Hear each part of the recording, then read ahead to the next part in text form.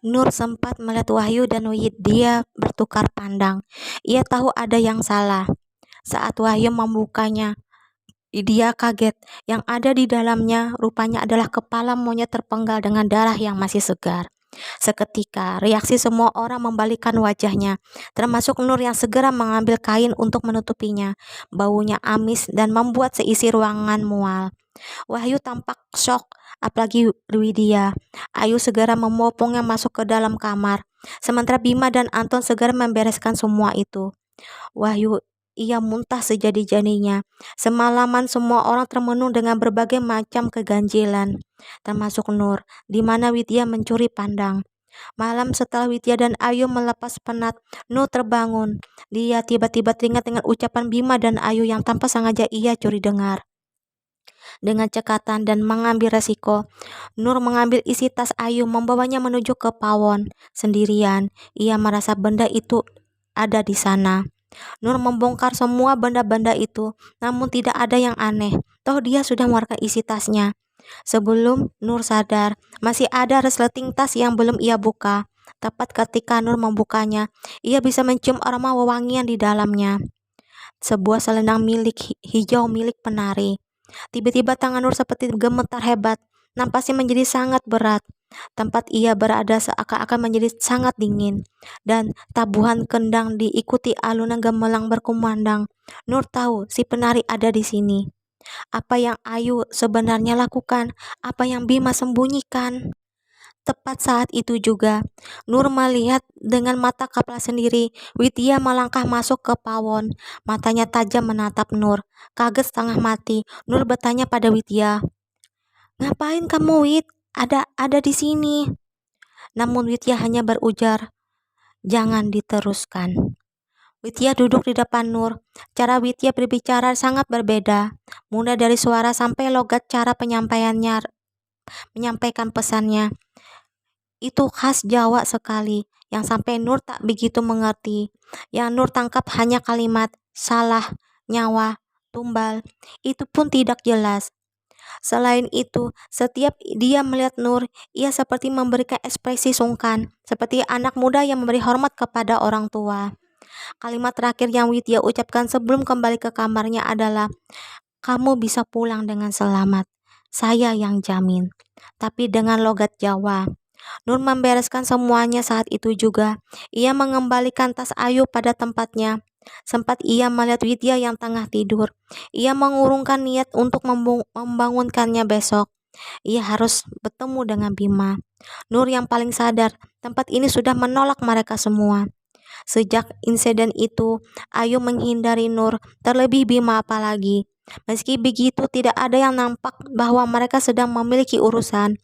Widya, Wahyu, dan Anton pun dibuat tidak sadar bahwa ada permasalahan internal pada kelompok KKN mereka. Nur bingung, tidak ada yang bisa untuk diajak berbagi, kecuali Mbah Buyut. Namun ia tak tahu di mana beliau tinggal. Pun Nur sudah mencoba mengelilingi desa, tak diketemui sosok lelaki tua itu. Sehingga akhirnya Nur berinisiatif menyelesaikan ini sendiri. Ia menemui Bima sore itu, mengajaknya ke tepi sungai. "Ceritakan yang nggak kamu bisa ceritakan di depan Ayu." Bima tampak menimbang apakah ia harus bicara atau tidak, sampai akhirnya ia menyerah dan mengatakannya. "Aku khilaf, Nur," kata Bima. "Benar-benar ya?" Bukan itu. Memang Hilap sudah melakukan itu sama Ayu. Tapi aku lebih hilap sudah mencoba membuat Widya suka sama aku." "Maksudnya?" katanya Nur penasaran. "Di tempat yang kamu datangi ada penjaganya, seorang perempuan cantik namanya Dawuh." "Jin?" tanya Ayu. "Tidak, manusia." "Mana ada, itu jin." Terjadi perdebatan sengit antara Nur dan Bima. Dengan berkeras Bima mengatakan yang ia temui seorang perempuan warga desa ini, namun Nur membantah tidak ada yang tinggal di sana. Lagi pula, tempat itu dilarang sejak awal, namun Bima terus menolak sampai tanpa sengaja menampar Nur, hingga terseok di tepi sungai. Nur pun menghujani Bima dengan batu, seakan-akan kepala Bima sudah tidak beres, sampai akhirnya Bima mengatakan, "Perempuan itu sudah memberiku semacam mahkota putih yang ada di lengannya, yang katanya itu bisa membuat Widya selalu nempel sama aku. Nur mendengar itu semakin tersulut. Goblok, bodoh, ternyata kamu ya. Belum 4 tahun sudah rusak isi kepalamu. Yang kamu lakukan itu menyekutukan Allah, Bim. Di mana sekarang barang itu? Tanya Nur. Dibawa oleh Ayu, katanya sudah hilang Nur, kata Bima. Aku tidak peduli gimana caranya. Kembalikan barang itu. Kamu gak mengerti perbuatanmu. Dia bisa mendatangkan malapetaka. Nur pergi sekarang. Ia tahu harus kemana menemui Ayu. Nur baru saja bertemu dengan Ayu setelah keluar dari rumah Pak Prabu. Nur tidak mengerti apa yang barusan ia lakukan. Ngapain kamu? Ayu mencoba menahan malu. Setiap kali melihat Nur, mata Ayu seperti menatap atas apa yang ia perbuat dan itu fatal. Gak apa-apa Nur, aku percepat urusannya, biar anak-anak semuanya bisa fokus garap prokem mereka. Kita juga harus kembali, intinya fokus dulu sama KKN ya. Aku mau ngomong yuk, soal, kata Nur yang terhenti melihat Anton mendekat. Napasnya terengah-engah. Nur, warga yang bantu proker kita kerasukan, rusak semua proker kita. Ayu, Nur, dan Anton pergi ke lokasi. Waktu itu ramai, dan ketika Nur tiba, seorang pria yang dipegangnya oleh warga tampak melotot melihat Nur. Ia menunjuk Nur seakan bilang masalah di desa ini. Ia menyentak dengan suara berat. Tamu sudah dihormati, tambah seenaknya. Kesini, kamu kesini. Nur kaget, ia dilindungi oleh warga lain. Tidak hanya pria itu, ada satu lagi yang juga ditahan. Sayangnya pria yang satu lagi melotot pada pria pertama, seakan ia marah pada warga desa itu. Aku sudah janji sama seorang untuk jaga anak ini. Kamu tidak boleh berbuat masalah sama dia. Warga yang resah akhirnya membawa Nur ke rumah mereka. Berikut Ayu, Anton, dan diikuti yang lainnya kecuali Widya. Saat Wahyu dikonfirmasi, di mana Widya? Wahyu mengatakan Widya sama warga yang lain melanjutkan prokernya. Tidak ada yang tahu mereka ada di salah satu rumah desa. Namun ketika langit mulai petang, Nur hilang dari kamarnya. Warga yang tahu panik. Terakhir kali Nur pingsan. Nur terbangun dalam keadaan menggunakan mukena sholat dan ada Widya di sampingnya.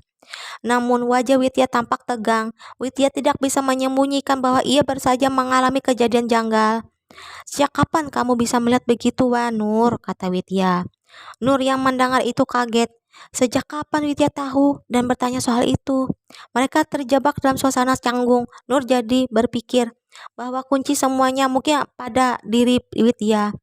Sejak awal, Widya juga yang paling aneh di tempat ini. Aku nggak bisa jelaskan secara spesifik, tetapi aku sudah merasa begini sejak mondok. Yang jelas gaib itu nyata, Wid. Kamu ada yang jaga ya? Tanya Widya. Yang membuat Nur semakin kaget. Bingung harus menjelaskannya. Ia harus mengingat bahwa sebelum keluar dari pesantren, banyak teman yang bilang setiap malam Nur terbangun dan melapaskan doa yang bahkan sangat susah dihafal oleh santri pondok saat itu.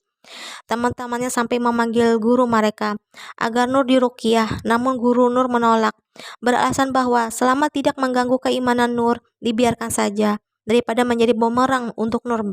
Bahkan guru Nur sudah berulang kali menjelaskan bahwa ia harus tetap mengimamkan kepercayaannya, tidak perlu memperdulikan jin model apa yang mengikutinya selama ini.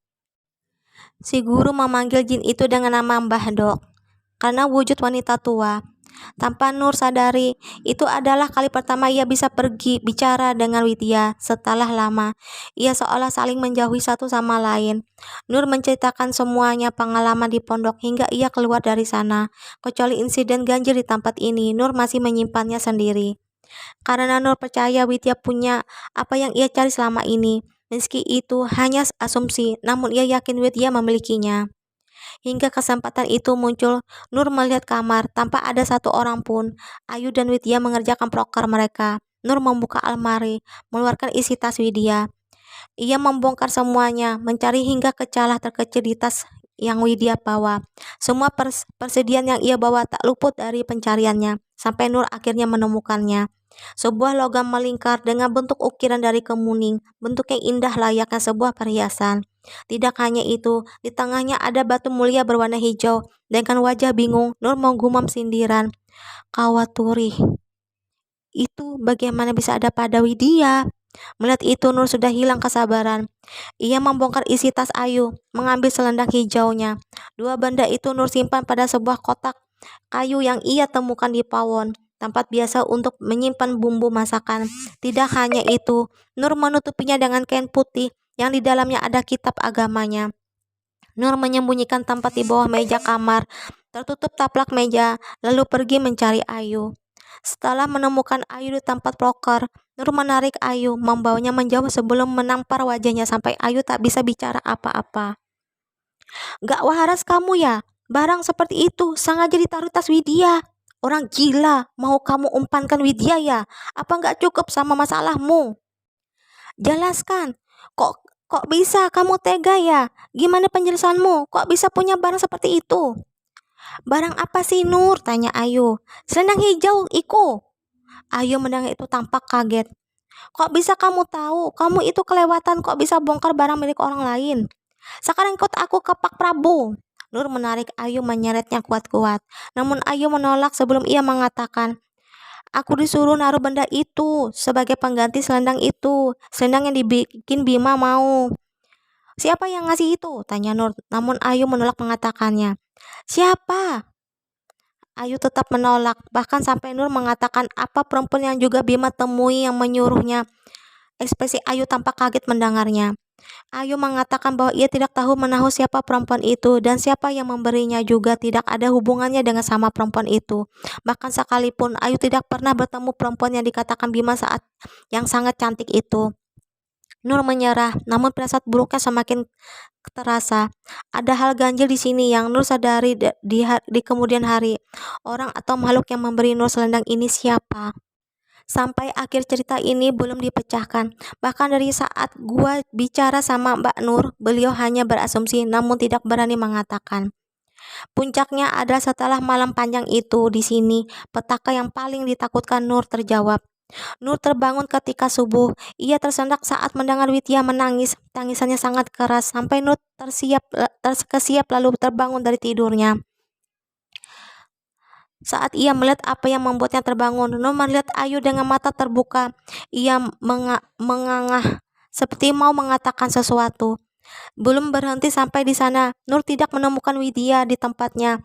Hal itu membuat Nur menjerit sehingga Wahyu dan Antum merengsek masuk dengan wajah khawatir. Ada apa Nur?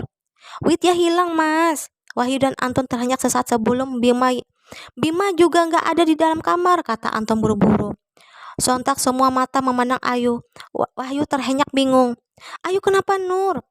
Panggilkan Pak Prabu cepat. Anton yang mendengarnya langsung pergi. Yuk, ayo bangun yuk. Namun Ayu masih sama. Ia hanya melihat langit-langit. Nur manah mulut agar tertutup. Namun ia terus mengangah. Wahyu yang melihat tak bisa berbuat apa-apa. Asem, ada apa sih ini? Wahyu pun ikut pergi. Nur terus menahan mulut Ayu sampai Pak Prabu datang bersama Anton dan melihatnya. Kok bisa sampai begini sih nak? Pak Prabu pergi ke pawon. Ia kembali membawa teko air. Nur menahan isi kepala Ayu dan meminumkannya. Tiba-tiba Ayu menutup mulutnya, namun ia masih belum bereaksi. Tidak beberapa lama, warga sudah berdatangan bersama Wahyu. Saat itu rumah itu dipenuhi warga. Tanpa banyak bicara, Pak Prabu menyuruh beberapa orang untuk memanggil Mbah Buyut. Dan warga itu pun pergi. Nur menjelaskan kronologi kejadian itu, namun ia minta Pak Prabu tidak menceritakan semua ini kepada warga. Anton dan Wahyu mendengarnya seakan tidak percaya dengan apa yang ia dengar. Anjing, kok bisa-bisanya? Wahyu tampak merah pada mendengarnya. Pak Prabu pun mengumpulkan warga, meminta mereka semua pergi menyisir setiap penjuru desa. Ia beralasan bahwa Bima dan Widya hilang kemarin malam dan saat ini belum kembali. Meski warga awalnya bingung bagaimana bisa, namun mereka semua langsung bergerak termasuk Wahyu. Anton pun begitu, ia ikut menyisir ke hilir sampai hulu sungai. Sebisa mungkin dengan beberapa warga membawa parang dan berbagai barang yang tidak pernah ia pahami. Nur terus menangis melihat kondisi Ayu, membuat ia tidak bisa menahan kesedihan yang sudah memenuhi hatinya. Pak Prabu meminta penjelasan lebih detail. Setelah itu Nur menunjukkan barang yang seharusnya ia berikan kepada Pak Prabu saat mendapatkannya. Tepat ketika membuka kotak itu, Pak Prabu melihatnya. kaget bukan main sampai ia tiba-tiba berteriak marah. Oleh tekan Diki. Dapat dari mana kamu benda ini? Mungkin gitu ya. Nur yang kaget kemudian menjelaskan sisa ceritanya di sana. Pak Prabu terlihat frustasi. Ia kemudian mengatakan pada Nur, bila sampai temanmu tidak ditemukan, ikhlaskan, biar aku yang menghadapi sisanya. Nur pun bertanya, benda apa itu sebenarnya? Namun Pak Prabu tidak bicara. Ia harus menunggu datangnya Mbah Buyut yang akan menceritakan semuanya. Berjam-jam sudah dilewati, namun belum ada kabar satupun dari warga yang kembali sampai terdengar suara motor mendekat. Manakala Nur dan Pak Prabu berdiri dan melihat siapa yang datang. Mbah Buyut mendetak dengan tergopoh-gopoh, seakan mencari sesuatu. Mbah Buyut mengambil kawat turih, kemudian bertanya siapa yang punya. Nur mendekat, menjelaskan semuanya. Ekspresi tenang Mbah Buyut tidak terlihat sama sekali. Kemudian ia menatap Ayu. Helaan napas berat Mbah Buyut dikeluarkan. Kemudian ia minta Prabu mau membuatkan kopi hitam. Mbah Buyut duduk sembari berpikir. Banyak pertanyaan yang ia ajukan mulai. Sejak kapan ada benda ini di sini? Lalu bagaimana bisa selendang itu dimiliki Ayu? Nur menceritakan semuanya. Saat meresap kopi itu Mbah Buyut berujar, temanmu terjebak dalam pusaran. Lalu bagaimana Mbah? Satu temanmu sudah ketemu lagi, tapi rohnya belum. Sabar ya. Tidak berapa lama, kerumunan warga mendekat. Wahyu masuk, wajahnya pucat. Seorang warga membopong seseorang. Ketika Nur melihatnya, ia tidak bisa menghentikan jeritannya. Manakala melihat Bima kejang-kejang, layaknya seorang yang terkena epilepsi. Wahyu segera memeluknya, menutupi Nur agar tidak melihat Bima yang menjadi seperti itu. Mbah Buyut kemudian mengatakan bahwa bila Sukma dua orang ini sedang terjebak, namun ada satu orang yang bukan hanya sukmanya hilang atau disesatkan, melainkan raganya juga ikut disesatkan. Ia adalah Widya, orang yang paling diinginkan oleh Badarui, namun ia meleset. Mbah Buyut menunjukkan kawat turih yang harusnya memiliki pasangan. Benda ini diletakkan di lengan seorang penari sebagai susuk. Entah ada kejadian apa Badarui menginginkan benda ini ada pada Widya. Namun Nur yang menemukannya kemudian mengambilnya, membuat benda ini kehilangan pemilik. Yang maka artinya Nur yang memiliki. Tapi Nur dilindungi. Itulah alasannya kenapa Nur selalu merasakan bahwa badannya terasa berat di jam-jam tertentu. Mbah Dok yang melindungi Nur sudah berkelahi hampir dengan setengah penghuni hutan ini. Setelah itu, Pak Prabu meminta agar Nur dan Bima ditutup oleh kain selendang, diikat dengan tali kain kafan, membiarkannya seolah-olah mereka sudah tidak bernyawa. Mbah Buyut pergi ke kamar. Ia akan mencari Widya, menjelma menjadi anjing hitam dengan ilmu kebatinannya. Pak Prabu menceritakan bahwa memang ada rahasia yang tidak ia katakan dan alasannya kenapa ia menolak keras diadakan kegiatan ini sejak awal. Tepat di samping lereng ada tapak tilas, tempat penduduk desa ini mengadakan pertunjukan tari. Bukan untuk manusia, namun untuk jin hutan. Ia mengatakan dulu setiap diadakan tarian itu untuk menghindari bala bencana bagi desa ini. Seiring berjalannya waktu, rupanya mereka yang menari untuk desa ini akan ditumbalkan. Masalahnya setiap penari haruslah dari perempuan muda yang masih perawan. Tapi Ayu Pak, kata Nur membantah. Itu masalahnya, kata Pak Prabu. Asumsi saya, Ayu sejak awal hanya sebagai perantara ke Widya lewat Bima. Namun, Ayu tidak memenuhi tugasnya. Akibatnya, Ayu dibuatkan jalan pintas. Ia diberi selendang hijau itu. Tahu dari mana selendang itu? Itu adalah selendang para penari. Pak Prabu kemudian duduk, matanya merah padam. Seharusnya saya menolak habis-habisan bila bukan karena dia adik teman saya. Selendang itu adalah selendang yang keramat. Tidak ada lelaki yang bisa menolak selendang itu saat dipakai oleh perempuan. Nak Ayu tidak salah. Nak Bima pun begitu. Saya yang salah. Seharusnya saya tolak kalian semua. Toh anak-anak kami pun tidak ada yang tinggal di sini. Tempat ini bukan untuk anak-anak setengah matang seperti kalian. Mendengar itu membuat Nur tidak kuasa melihat Ayu. Hari semakin petang. Ketika matahari sudah benar-benar tenggelam, terdengar suara berteriak heboh. Ia meneriakkan bila Widya sudah ketemu. Pun saat itu juga Mbah Buyut keluar. Wajahnya tampak kecewa. Sepertinya ia tidak bisa membawa Ayu dan Bima pulang. Lebih tepatnya belum. Momen ketika melihat Widya membuat Nur tidak bisa bicara apa-apa. Ia berjalan dengan gaguk seperti berusaha menghadapi peristiwa yang sangat berat. Bahkan Widya berjalan dengan mata yang kosong. Ia melihat Ayu terus-menerus mencoba memahami situasi. "Wid, dari mana kamu?" tanya Nur. "Ada apa ini, Nur?" kata Widya. Matanya sembab melihat Ayu dan Bima terbujur. Nur tidak sanggup menceritakan. Wahyu kemudian berdiri mengatakan semuanya. Widya menjerit sejadi-jadinya. Semua diam. Selang beberapa saat Mbak Buyut keluar. Ia memanggil Widya, menyuruhnya untuk masuk dan entah apa yang mereka bicarakan. Nur masih mencoba membangunkan Ayu, meski hal itu mustahil bila dilakukan. Ketika melihat Mbah Buyut keluar, Nur, Wahyu, dan Anton yang baru tiba ikut masuk ke dapur. Ia hanya bisa melihat Widya murung, seperti memikirkan sesuatu. Wahyu yang sedari tadi sudah menahan diri, mengatakan bahwa Bima dan Ayu sudah kelewatan sehingga mereka juga kena getahnya. Malam itu juga, Pak Prabu mengumpulkan semua anak-anak yang tersisa. Ia mengatakan sudah menghubungi pihak kampus, pun dengan kakak Ayu yang sedang dalam perjalanan ke sini. Esok mungkin mereka tiba. Mbah Buyut menjaga rumah itu. Konon semua lelembut sudah mengepung rumah ini. Pagi itu, Nur menemui Pak Prabu meminta semua seharusnya ia menahan diri sebelum informasi ini keluar. Karena sebelumnya Mbah Buyut mengatakan bisa mengambilkan Ayu dan Bima. Hanya tinggal menunggu waktu, namun ucapan Pak Prabu membuat Nur tidak berkutik. "Kalau memang bisa, ya nggak mungkin ada korban. Kamu tahu kenapa ada nisan dengan kain hitam? Itu korban sebelum kejadian ini.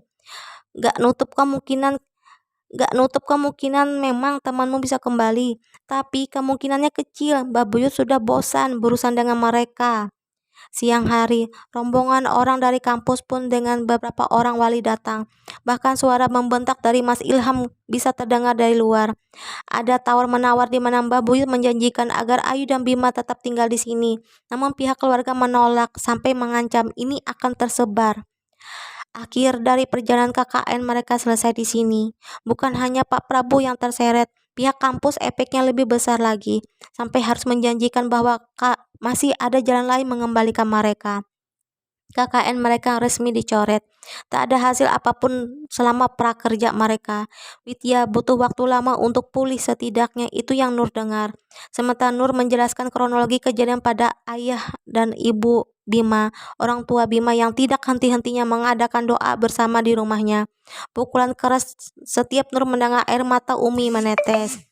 Ada kejadian menarik di mana Nur diceritakan oleh ibunya semalam sebelum Bima akhirnya meninggal. Ia mengetuk pintu kamar. Di sana ia meminta maaf sama abah dan uminya. Kemudian pamit kembali ke kamar sembari mengatakan ular, ular, dan akhirnya dengan mengembuskan napas terakhirnya. Namun Nur juga diberitahu Abah bahwa apa yang dikatakan Umi tempo hari tidak usah dipikirkan karena Umi menceritakan tentang mimpinya. Anaknya Bima masih kejang-kejang dan memang meninggal pada malam kejadian. Semua itu mimpi Umi. Mungkin itu cara Bima pamit dan memberitahu. Mas Ilham menghubungi Nur. Beliau meminta tolong agar Nur bersedia mendampingi Ayu selama proses penyembuhan, di mana dokter sudah angkat tangan dan mendiagnosa Ayu lumpuh total yang tidak diketahui penyebabnya. Ia diberitahu oleh temannya bahwa Nur adalah orang yang tahu semua malam itu. Ayu dibawa ke kabupaten. Di perjalanan Nur selalu melihat Ayu, matanya ditutup paksa oleh kain. Melihatnya kadang membuat Nur merasa Ayu sadar ada dia di sampingnya. Namun tetap saja nihil. Sampailah mereka di serumah orang yang menawarkan bantuan itu. Sesampainya di sana, Ayu ditidurkan di atas pelepah daun pisang yang kemudian dimasukkan dalam sebuah keranda. Nur yang melihat itu mengatakan pada Mas Ilham bahwa itu perbuatan tidak benar. Namun Mas Ilham menolak, mengatakan mungkin masih bisa. Mas Ilham sangat frustasi. Butuh waktu lama sampai orang yang bantu tiba-tiba bangun dan mengatakan ia tak sanggup. Ayu tidak dapat diselamatkan kecuali dibawa keluar dari Pulau Jawa. Namun hal itu juga mustahil dilakukan. Ayu belum seharusnya meninggal. Jadi dia akan terjebak seperti ini sampai waktunya tiba. "Dibawa aja ke Kalimantan. Saya ada saudara di sana," kata Mas Ilham waktu itu. "Masalahnya anak ini dilarang mendekati laut atau samudra. Bila tetap nekat dia mati." "Kan bisa naik pesawat," kata Mas Ilham. "Memang bisa pesawatnya nggak usah melewati lautan." Setelah dari sana, Ayu akhirnya dipulangkan. Ia ada di rumah itu kurang lebih 3 bulan, sampai akhirnya mengembuskan napas terakhirnya juga. Setelah orang tua Ayu mengatakan sudah ikhlas termasuk Mas Ilham. Keikhlasan orang tua Ayu termasuk mencabut gugatan terhadap pihak kampus dan juga sudah tidak mau menyalahkan siapapun. Ayu dikebumikan di makam keluarga sembari didoakan di situ. Ibunya mengaku sering melihat Ayu meneteskan air mata dan inilah akhir dari cerita Mbak Nur. Oke teman-teman, ini versinya Nur ya, udah selesai. Nanti Acil akan ceritakan juga versinya Widya ya teman-teman ya. Jangan lupa di like, di subscribe channel YouTube Acil ini dan juga silakan share. Dan assalamualaikum warahmatullahi wabarakatuh.